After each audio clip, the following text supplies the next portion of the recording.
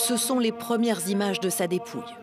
Vêtu d'un chasuble rouge, la tête ornée d'une mitre blanche, François repose depuis hier soir dans la chapelle de la résidence Sainte-Marthe, où il a vécu tout au long de son pontificat.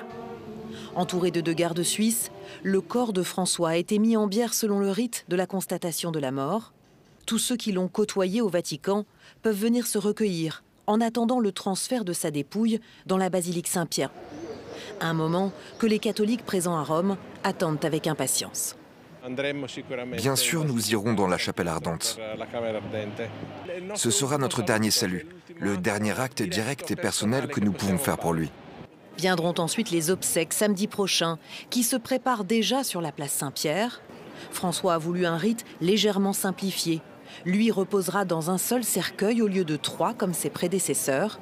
Une sobriété appréciée des fidèles. C'est dans le droit fil de ce qu'il était finalement, le pape des pauvres, le pape de ceux qui sont un peu oubliés de la société. Donc moi je trouve que c'est tout à fait cohérent. Autre changement, François ne sera pas enterré à Saint-Pierre, mais dans cette autre basilique papale du centre de Rome, Sainte-Marie-Majeure, une première depuis 300 ans. C'est là qu'il se recueillait avant et après chacun de ses voyages. Il y avait récemment prié après sa sortie d'hôpital. Son tombeau sera installé derrière cette palissade. Il y sera inhumé dans la foulée de ses obsèques. À Rome, le niveau de sécurité a été relevé au niveau maximum. Des centaines de milliers de pèlerins sont attendus dans les jours à venir, alors que des dizaines de chefs d'État et têtes couronnées viendront rendre un dernier hommage, ici même, au pape défunt.